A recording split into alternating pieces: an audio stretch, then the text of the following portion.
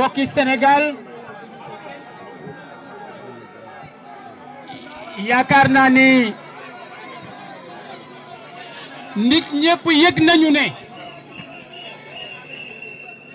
bi ñu falee buuru guddi xam ngeen ne buuru guddi lëndëm rek lay dunde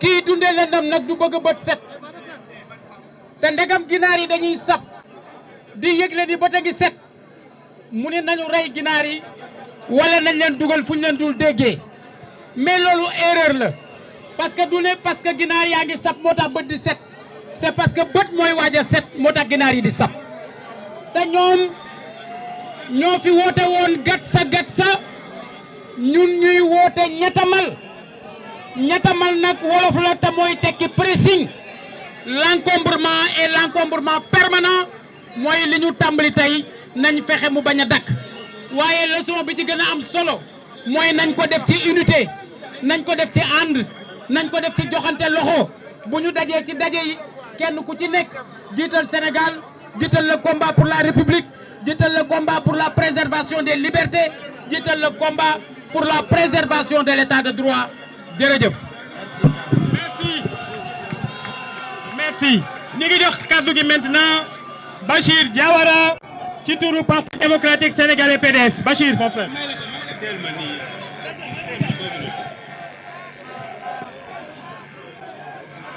asalaamaaleykum mbooloo mi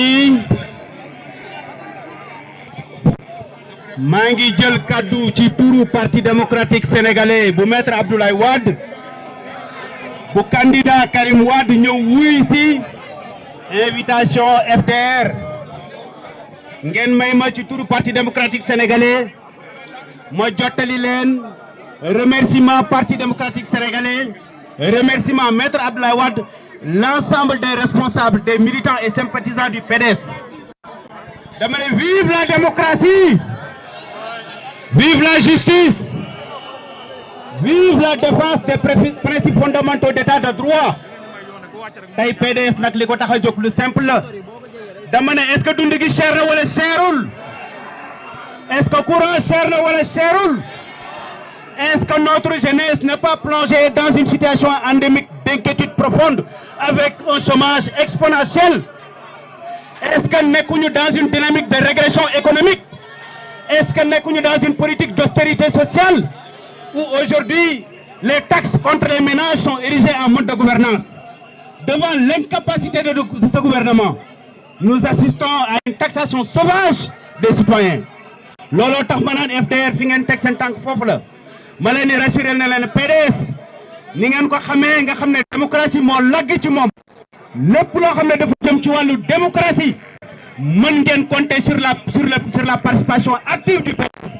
lépp loo xam ne c'est pour défendre l'état de droit, lépp loo xam ne c'est contre la détention arbitraire, contre les délits d'opinion qui sont source de régression démocratique, comptez avec l'appui fondamental du Parti démocratique sénégalais. Donc à travers ma voix maa ngi jàllale suñu remerciement ak suñu encouragement Mamadou Diagne Fada la ñuy jël kaddu gi ak Seydou Gueye ak Omar Sarr teg ko seen loxo pour ngeen jottali ko sénégalais bis ni ki tey xam leen ni gaynde ñëw na seen wet.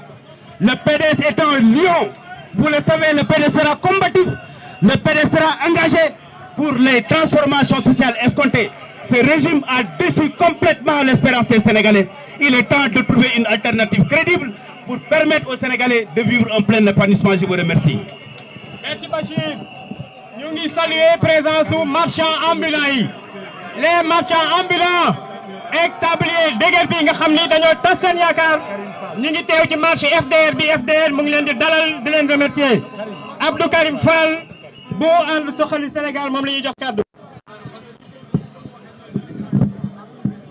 asalaamaaleykum mbooloo mi sama wax du ci bëri damay wax rek ne ndaw ñi Ousmane Sonko da leen a trahir war na leen. ana marchand ambulant yi ana marchand ambulant yi ku leen yàqal seen liggéey ku tas seen yaakaar kon nag Sénégal Ousmane Sonko nguuram wane nañ liñ man wax rek kasaw duñu fi liggéey dara moo tax opposition bi joxante loxo ñëpp ñu ànd liggéey delloo si waa Sénégal ci yoonu démocratie gis ngeen barki démb nuñ def Babacar Fall gis ngeen di def Maïmouna Ndour Faye est-ce que loolu rafet na est-ce que loolu démocratie la ñii gëmuñu démocratie ay dictateur lañ comme ni ma ko waxee nag la limite du populisme c'est l'exercice du pouvoir maa ngi leen di sant di leen gërëm wasalaam.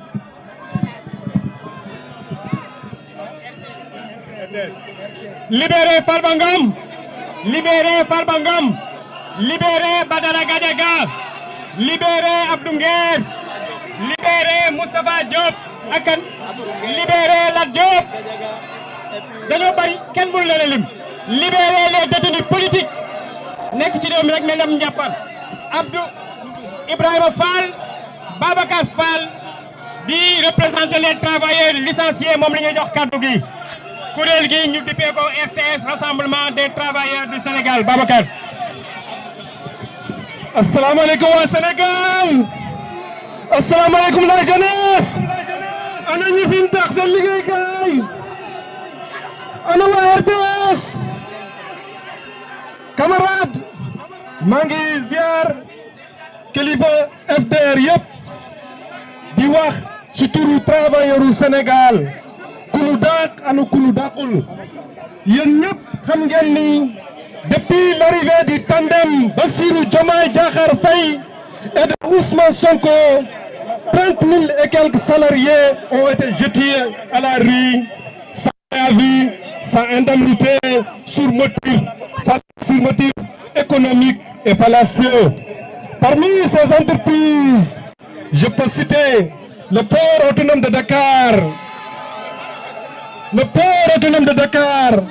qui noie la sierre de Decoeur dans l'océan de l'oubli, le FERA où les routes sont plus stables que les emplois, Dakar Dem Dikk qui roule sur le dos des travailleurs précarisés, la CDC où on dépose nos droits de travail dans un compte bloqué, le Grand Théâtre qui joue aux promesses non tenues, la CEPES, la GETIP, la CICES où on organise le foire des emplois jetables et parmi tant d'autres, la Poste du Sénégal qui distribue maintenant que des licenciements, les marchands ambulants qui sont maintenant dans les rues et parmi tant d'autres.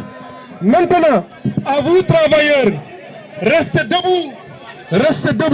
Notre force doit être cette marée qui doit balayer cette oppression. À l'opposition, soyez le pont entre nos larmes et le changement. Vive le changement. Merci beaucoup. Merci beaucoup, Babacar. Abdou Thiam bu Impact moom la ñuy jox kàddu merci. asalaamaaleykum mbooloo mi. est-ce que da ngeen nangu Badara Gadiaga des ci kaso bi? est-ce que da ngeen nangu Abdou Nguer des ci kaso bi? est-ce que da ngeen nangu les leaders politiques des ci kaso bi? dama ne aujourd'hui le mouvement FDR wax na li mu bëgg def na moo di démonstration li ñu bëgg mooy ñu ànd ñun ñëpp.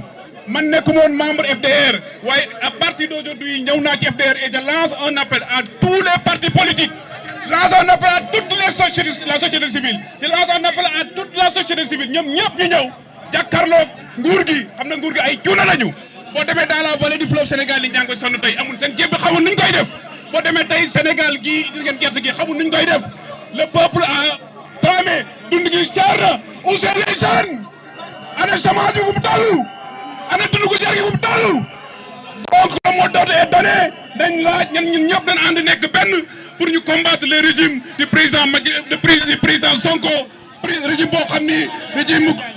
boo xam ni régime dictateur la régime boo xam ni coow la fi bëgg indi yéen ñëpp gis ngeen Sonko le 8 la war a def meeting fii est-ce que am na droit def meeting le 8 lan mooy seen taxawaay le 8 yéen ñëpp lan mooy seen taxawaay il faut que le peuple se mobilise. Vive le Sénégal, vive le FDR. Merci beaucoup. Libérez également Soya Diagne. Nous demandons la libération de Soya Diagne. deful dara nañ ko bàyyi mu ñibbi këram libérer les otages et les détenus politiques ñuy wax ne nañu gàttal 15 minutes moo des ci autorisation bi bëgg nañ ko pare ñibbi suñuy kër ci lu rafet wane ne que nous sommes une opposition ferme patriotique mais responsable kaddu gi dañu koy jox Abdou Mbow bu parti APR merci. asalaamaaleykum waa Sénégal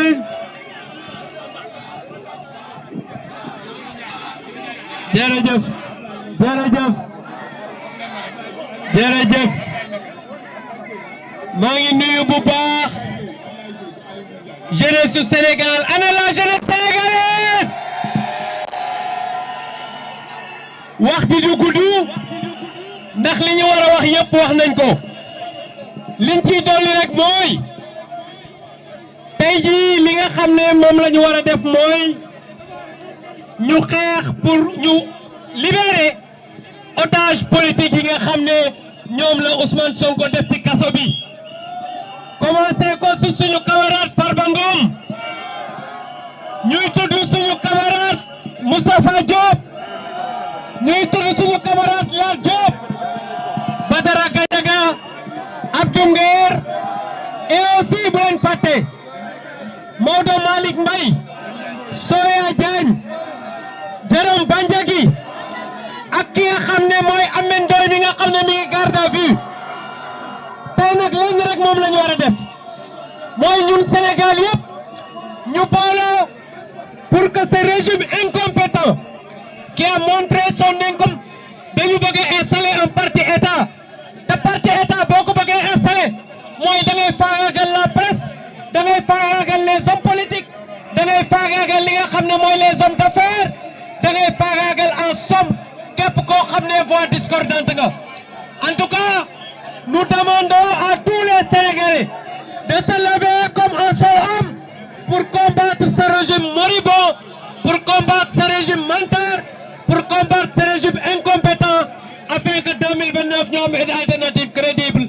maa ngi sant bu baax ñi nga xam ne ñoo fi teewal ñoom Aly Ngouille Ndiaye